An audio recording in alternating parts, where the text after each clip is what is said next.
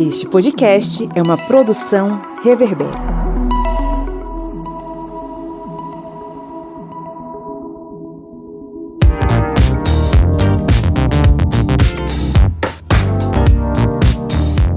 Olá, historiantes! Está entrando no ar a sua, minha, nossa Minipédia, o seu programete sobre assuntos históricos em formato expresso. Esse podcast que te acompanha nos exercícios na academia, indo para o trabalho, indo para a escola, lavando os pratos, lavando a casa, seja lá onde for que você esteja.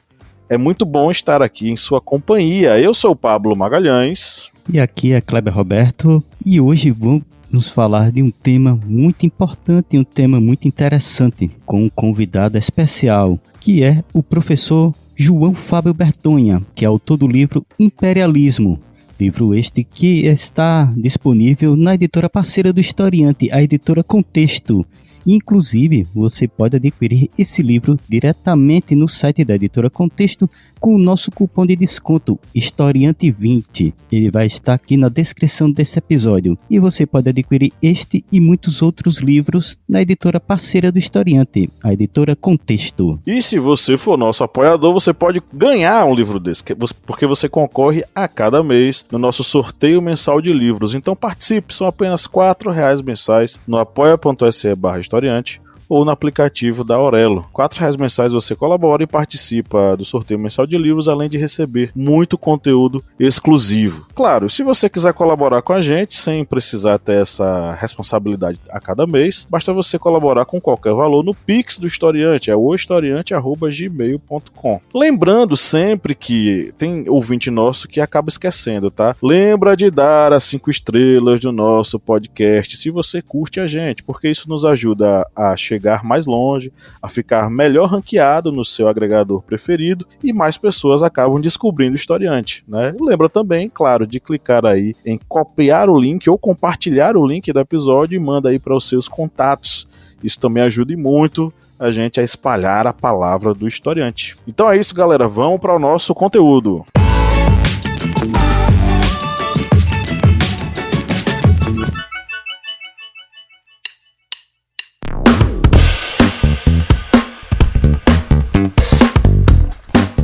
Camarada Kleber Roberto, qual é o seu aplicativo preferido para ouvir podcast? O meu aplicativo é o Aurelo, porque ele é leve, fácil de utilizar e você pode encontrar todos os podcasts da família Historiante lá no Aurelo. E a cada play que você dá lá nos podcasts, o Aurelo vai estar fazendo uma contribuição simbólica para o Historiante. Então, baixe o aplicativo e faça aquela maratona nos nossos podcasts.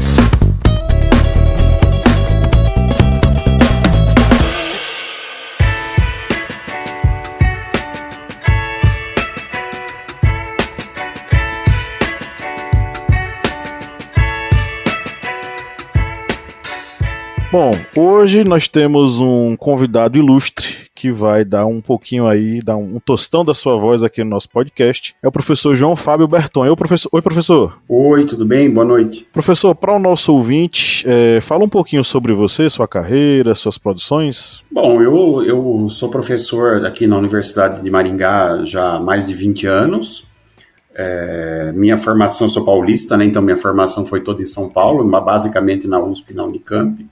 Mas já sou praticamente um paranaense honorário, né, depois de mais de 2 décadas morando aqui, e tenho trabalhado sempre assim, acho que você pode dizer que eu sou um historiador do tempo contemporâneo, né, ou seja, a maior parte do meu trabalho foca no século XIX, XX e XXI, ou seja, é mais ou menos isso que eu tenho feito desde que eu comecei minha carreira já há bastante tempo. Perfeito.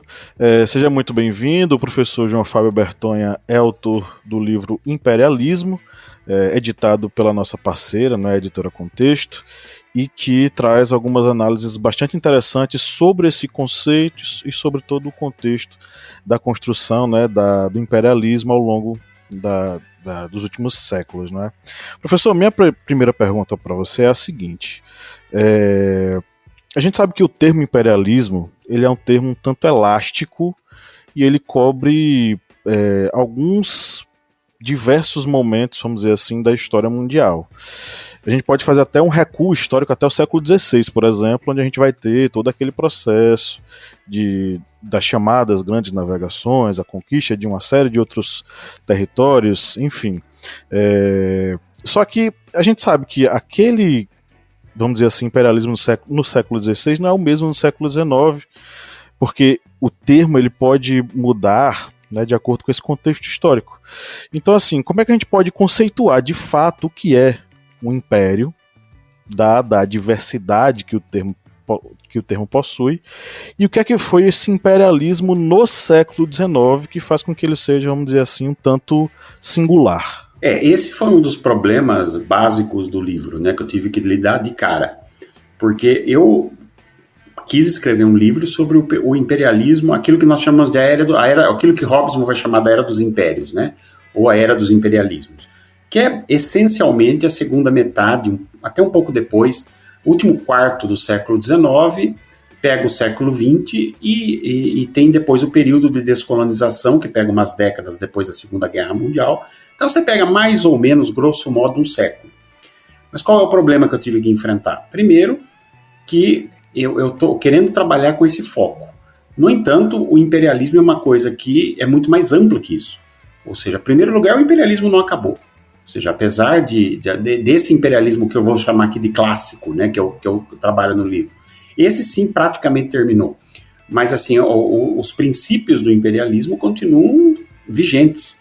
Em várias questões, em vários aspectos, nós vivemos ainda numa era imperial. Olhando para o passado, antes desse período clássico, a mesma coisa.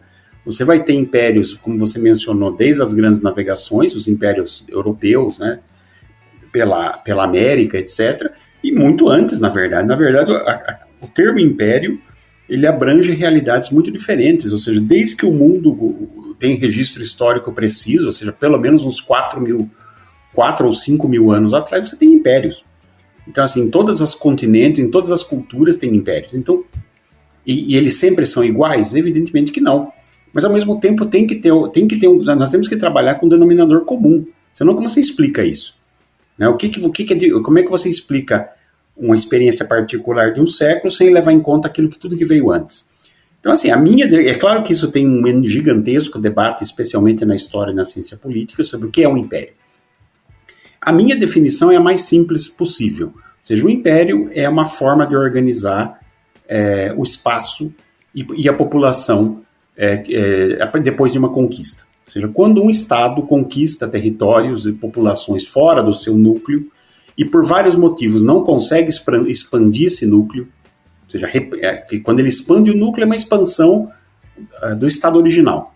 Aí é um pouco diferente, é a expansão da nação, etc, etc. Quando ele expande para um território ou para uma população fora do seu território original e não quer expandir a nação ou a monarquia original, enfim, o Estado original, ele organiza-se em forma imperial. Basicamente, o império é uma forma de você administrar essas novas populações, novos territórios, sem dar para eles os mesmos direitos dos originais e canalizando recursos dessas periferias, que são as províncias, para um centro. Claro, existem variações gigantescas de todos os tipos, desde impérios terrestres, impérios navais, impérios com uma base religiosa, impérios sem base religiosa, impérios que têm uma relação um pouco mais equitativa com as províncias, ou até levam recursos para as províncias também. Ou seja, há uma enorme variedade das experiências imperiais desde o século do segundo, terceiro milênio antes de Cristo até o momento atual. Então, assim, temos que levar em conta essa diversidade, mas há um elemento em comum. É um elemento comum que nos permite ver que a história dos impérios, ao mesmo tempo que ela se renova a todo momento, ela permanece. E talvez seja uma das histórias mais antigas da humanidade, seja o império, né? Porque você pensar que, por um Estado-nação é uma coisa que só tem nos últimos 200 anos. Impérios tem desde que a civilização humana começou praticamente. Então, é uma coisa de longo prazo. Agora, como eu falei, ao mesmo tempo ele muda. E se você olha para o período que eu foquei no livro, que é o final do século XIX, basicamente a gente está falando do capitalismo. Ou seja, é claro que os impérios das grandes navegações também tiveram relações com o capitalismo, com o tipo de capitalismo que havia naquela época. Agora, no século XIX, especialmente no final e início do XX, eu tenho a impressão que a gente gira com uma situação diferente. Primeiro porque o capitalismo mudou, agora é o bom e velho capitalismo industrial, que a gente conhece tão bem, né? Que demandando outras coisas das províncias, das colônias. E também uma coisa interessante é que o próprio imperialismo é codificado numa ideologia. Todo império é baseado numa ideologia. Isso é meio comum, desde de Sargão até o Império Americano dos dias de hoje. Mas é gozado que no século XIX, é bastante curioso que eles elaboram uma própria ideologia do imperialismo. Então acho que também aí há uma particularidade extremamente interessante. Então, resumindo, a história dos impérios é uma história muito longa, e eu tentei abordar um pouco no livro.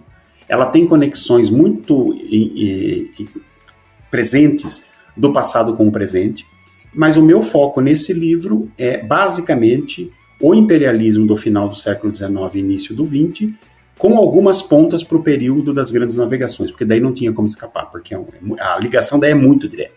Mas enfim, esse foi um desafio do livro, todo o tempo tentando estabelecer e trabalhar com uma coisa que é comum, é uma experiência humana bastante comum, mas ao mesmo tempo o que existe de especial naquele momento.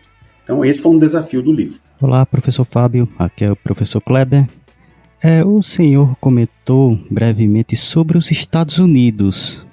Então a minha pergunta seria, quais seriam os principais pontos para que os Estados Unidos sejam considerados o maior império da atualidade? Eu trabalho bastante com os Estados Unidos. Os Estados Unidos são um país muito particular em muitas coisas. Por exemplo, a primeira coisa é que eles hesitam em se chamar de impérios. É muito interessante quando você olha, por exemplo, no século XIX, ou mesmo antes, né, XVIII, ninguém das grandes potências europeias se teria algum problema em ser chamado de imperialismo. Pelo contrário, isso era um elogio. Nós temos um império, isso sempre foi considerado uma coisa positiva. Mesmo os impérios asiáticos também, a mesma coisa, não havia muito problema com isso. Os Estados Unidos é um dos poucos países que não gostavam da ideia, porque eles surgiram numa revolta contra o império. Né? Então a cultura política americana sempre hesitou em se auto-chamar de um império. Então esse é primeiro ponto interessante. O segundo é que os Estados Unidos também, eu trabalho nesse livro com as várias maneiras de fazer imperialismo.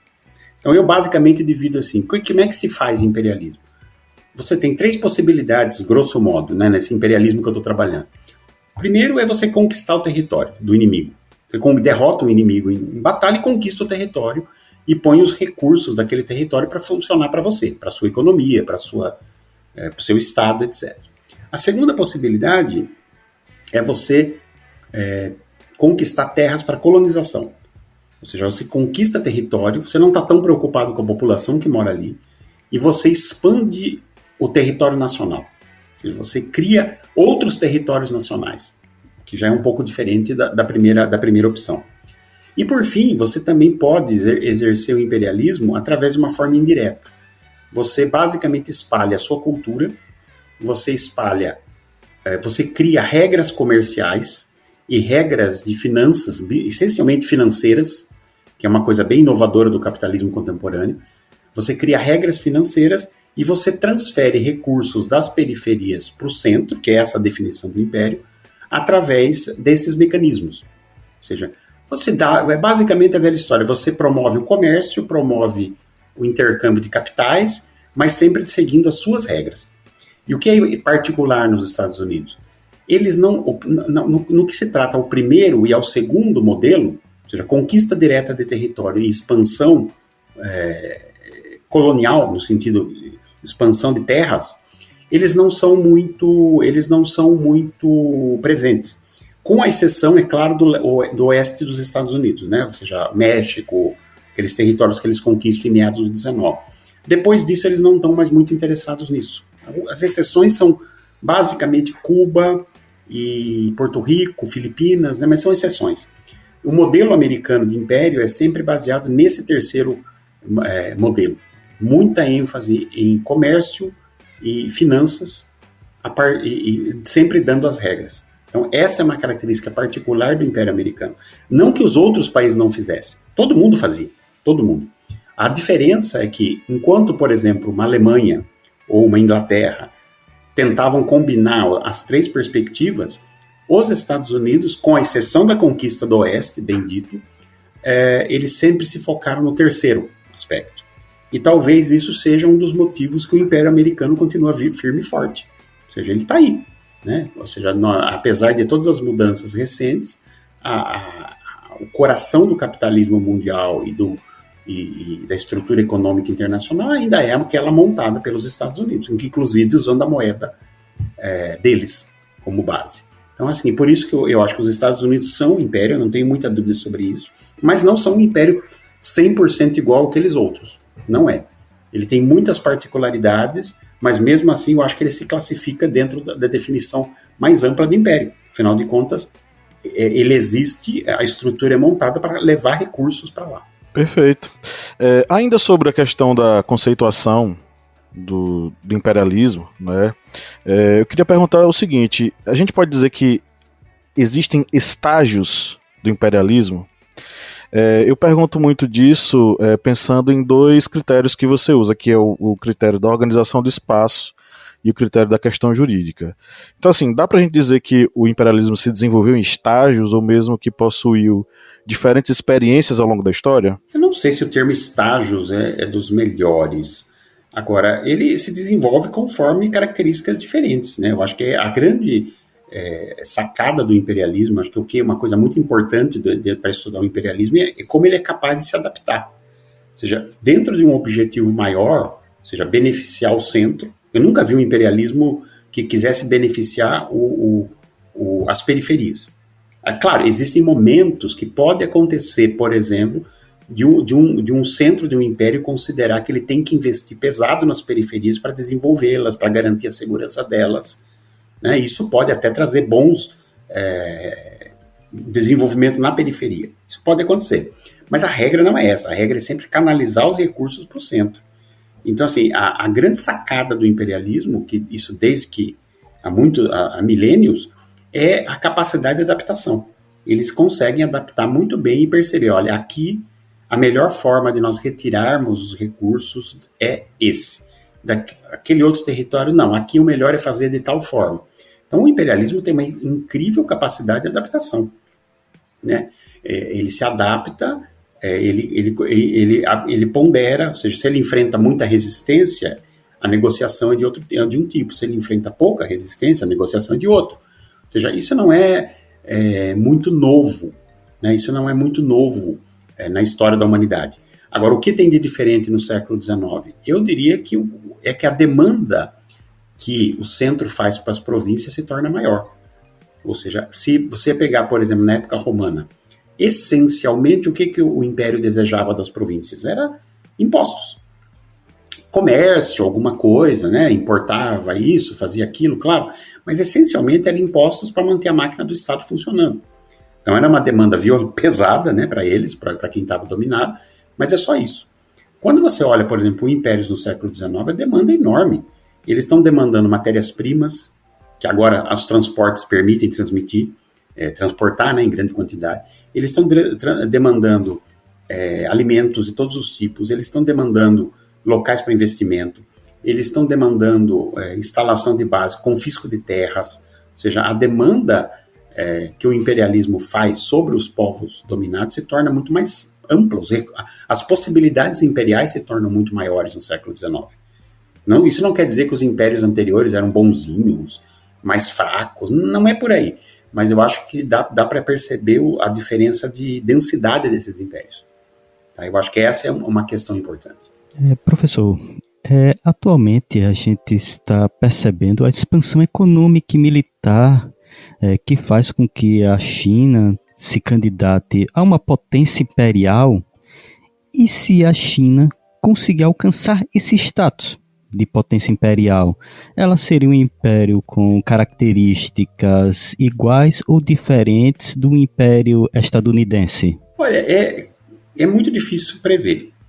Eu acho que, em primeiro lugar, eu acho que no momento atual, desde a Segunda Guerra, grosso modo, as duas primeiras fases do imperialismo, as duas primeiras características do imperialismo, ou seja, invadir territórios para conquistar o que você quer, ou anexar terras para colonização, digamos assim, caiu de moda, não funciona mais. Não é assim que as coisas caminham.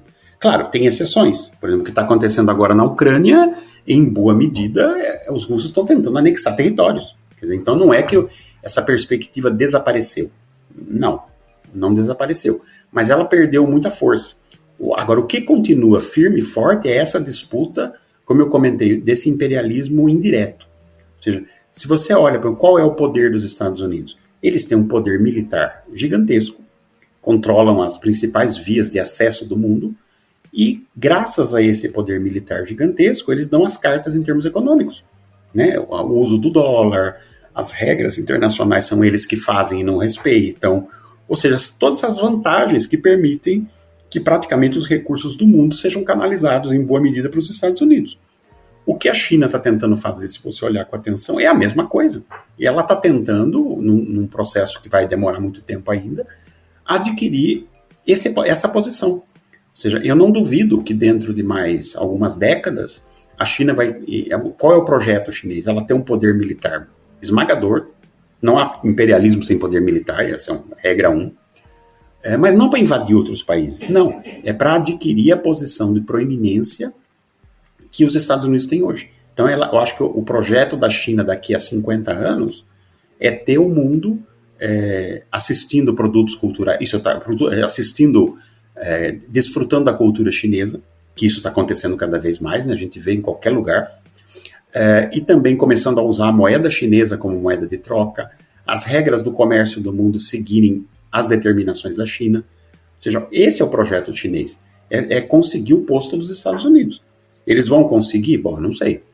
Provavelmente, por algum tempo, pelo menos, muito provavelmente vai ter os dois. Um do lado do outro, talvez competindo, talvez dialogando, enfim, a gente vai ver. Agora o projeto é esse, né? Então a China não está planejando nesse minuto conquistar o mundo. Ela está tentando assumir o posto dos Estados Unidos, que foi o que os Estados Unidos fizeram no decorrer da sua história.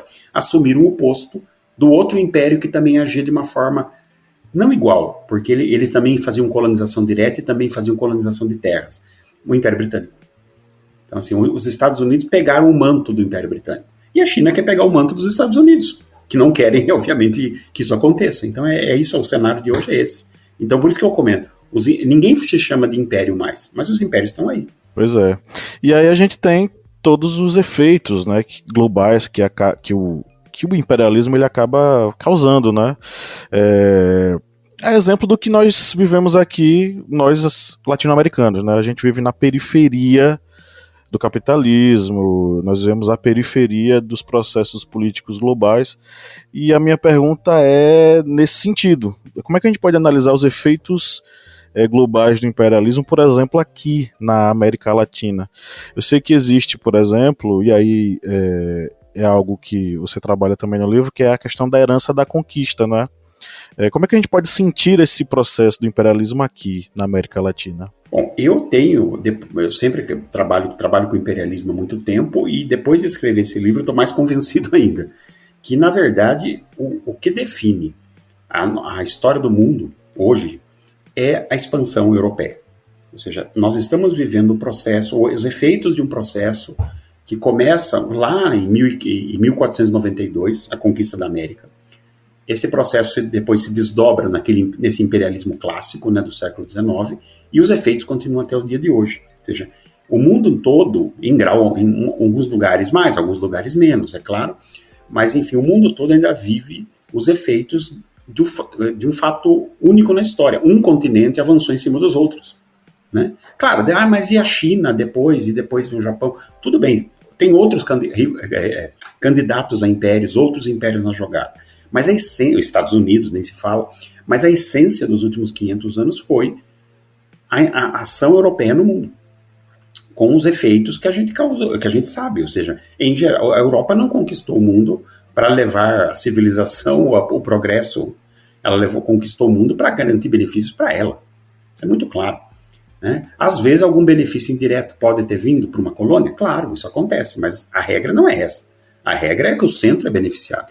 E a América Latina, eu sempre gosto de brincar, se você quer saber o que é a América Latina, basta você ver, olhar nas ruas como a conquista continua, especialmente em lugares onde você nota muito com força isso, se você vai, por exemplo, no Nordeste brasileiro, na América Hispânica, tipo, onde não teve imigração europeia e asiática recente, que camufla um pouco a situação. Você vê claramente quem são os senhores do lugar. São os descendentes dos conquistadores, grosso modo. E quem são os que estão embaixo da pirâmide social? São os descendentes dos conquistados. Então, assim, a conquista continua. E o triste, na minha opinião, é que, infelizmente, eu não vejo perspectiva de sair. Porque nós fomos colônia do Império Espanhol e do Império Português, depois passamos para a órbita do Império Britânico, depois para o Império Americano, e talvez daqui a uns anos a gente passe, não sei daí, para a órbita do Império Chinês. Mas, infelizmente, nós sempre vamos ser província. Sempre é exagero, mas eu não consigo ver a curto prazo ou a médio prazo que a gente deixe de ser simplesmente colônia. Até porque toda vez que se tentou qualquer projeto para mudar uma vírgula dessa perspectiva colonial na América Latina, imediatamente veio uma reação brutal, golpe de Estado, invasão, ou seja, não é para acontecer.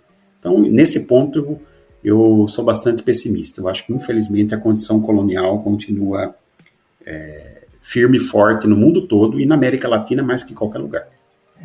Professor, o senhor cita que o imperialismo clássico, com as características do século XIX, esse imperialismo ele não existe mais, não é mais praticado. Mas atualmente, para citarmos características assim diretas, o que poderíamos citar como as principais características desses impérios atualmente, para dizermos tal nação está tendo uma atitude imperialista? Olha, basicamente, hoje em dia o que define quem tenta ser um império, basicamente o objetivo e o interesse é controlar as regras do relacionamento internacional. Ou seja, se você consegue controlar as finanças, ou seja, basicamente o mercado financeiro, as estruturas de comando financeira do mundo, se você consegue controlar os fluxos comerciais, as regras pelo qual o comércio se dá, que o comércio não é uma coisa simples, o comércio é sempre isso, o comércio ele pode ser mutuamente benéfico, é possível, mas em geral ele beneficia um lado e não o outro, que afinal de contas quem estabelece as normas ganha. E também o estabelecimento da moeda global, com qual moeda você faz as transações. Então, todo país que tem pretensões imperiais no dia de hoje, de um jeito ou de outro, estão tentando mexer com isso daí. Alguns em escala menor, né? Claro, a França faz um projeto desse tipo em alguns países da comunidade francesa na África Ocidental. Ela controla, em boa medida, a moeda desses lugares, o franco africano, uma coisa do gênero, não me lembro o nome exato. Ou seja, quem está trabalhando com essa perspectiva, quem tem pretensões imperiais hoje não vai invadir o vizinho. Claro, volto a dizer, existem exceções, tipo a coisa que está acontecendo na Ucrânia. Mas, em geral, ele não vai invadir o vizinho e nem tentar conquistar terras no exterior. Hoje, o jogo é controlar as regras das finanças e do comércio. Existem alguns problemas na compreensão sobre o imperialismo que resvalam, por exemplo, em outro conceito, que é o nacionalismo, né? A gente tem final do século XIX, início do século XX, os conflitos europeus vão fomentar uma estruturação desse sentimento de nacionalismo, alguns baseados no revanchismo, outros baseados numa grande glória passada que eles querem trazer de volta e por aí vai. O que é que a gente pode estabelecer que diferencia ou aproxima, não sei, a questão da expansão da nação e a expansão imperial? O que é que diferencia essas duas coisas? Eu penso basicamente na questão jurídica. Como eu quero dizer, claro, a questão é complexa, eu dediquei um bom espaço no livro para isso, porque a questão é complexa. Mas, por exemplo, quando você tem... O nacionalismo se alimenta do imperialismo. Ou seja, as glórias imperiais alimentam o nacionalismo. E vice-versa, as glórias nacionais são um estímulo e uma justificativa para o imperialismo. Então, uma coisa alimenta a outra. Mas o que me interessa muito é o resultado. E eu posso te dar três exemplos muito interessantes. Por exemplo, uma perspectiva imperial clássica. A Inglaterra conquista a Nigéria. Ou seja, a partir daquele momento, os nigerianos são súditos imperiais, são colocados para trabalhar para os interesses britânicos, e não são cidadãos britânicos, eles não têm direitos. Pode até se conceder uma coisinha aqui, outra ali, mas não são cidadãos britânicos. Então, o centro é a Inglaterra e ali é uma província imperial. Um outro caso, por exemplo, seria o Canadá. O Canadá é o território de colonização demográfica. Os britânicos chegam, antes eram os franceses, mas aí outra história, eles conquistam o território, os habitantes locais são muito poucos, e a maioria é eliminada, e a partir daquele momento existe uma colonização ali. Aquela província imperial é uma província imperial, mas não é uma colônia como a Nigéria, porque os cidadãos britânicos que estão indo para lá continuam a ser cidadãos britânicos, são cidadãos brancos. Eles têm mesmos direitos de cidadão dos habitantes do Reino Unido. Só que eles não exercem, depois de um tempo sim, vão criar assembleias, etc. Mas não é a Inglaterra que está se expandindo. É um território semelhante à Inglaterra. É uma colônia de povoamento. E o caso outro que é específico, aí se você vê como imperialismo e nação pode se unir, são os Estados Unidos.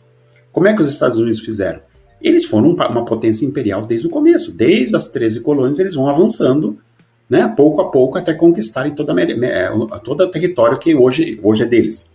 Do México, dos povos indígenas e por aí vai. Como eles fazem isso? Pela força, uma guerra, perspectiva imperial. Só que como eles organizam o território?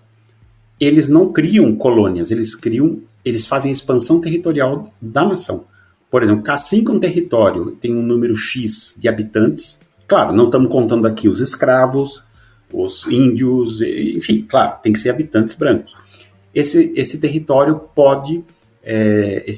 pode se tornar um estado e ele vira automaticamente um novo estado da União, com os mesmos direitos dos originais. Ou seja, aí você tem, então, depois da conquista imperial, uma expansão da nação. É a nação que está se expandindo ali, não é o império. O que é um caso diferente, por exemplo, de Cuba, Filipinas, que daí são territórios imperiais. Então, assim, a diferença é sutil, mas é bastante interessante.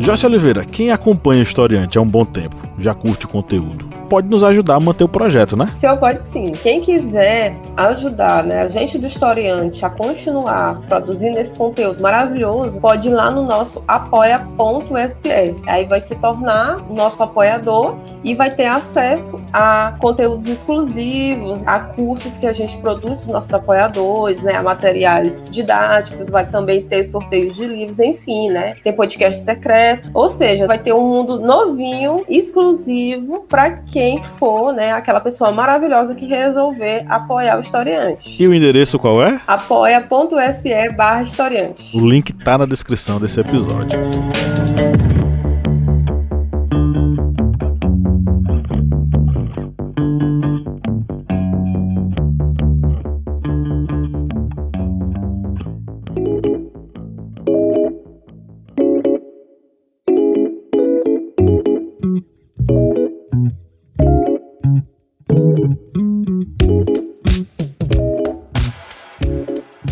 Professor Fábio, já chegamos aqui no tempo dessa minipédia. Agradecemos a participação do senhor. O senhor teria alguma consideração final sobre esse tema, que é um tema extremamente importante? Não, eu agradeço muito a oportunidade de falar sobre um tema tão interessante. E eu convido todos, então, para que tiverem interesse a ler esse meu livro sobre imperialismo. E também outros trabalhos que eu escrevi anteriores, também sobre imperialismo italiano, russo, americano. Eu tenho muito interesse recente no Império Austro-Húngaro também. Então, eu tenho vários outros trabalhos anteriores que podem ser interessantes. Então, quem tiver interesse, boa leitura.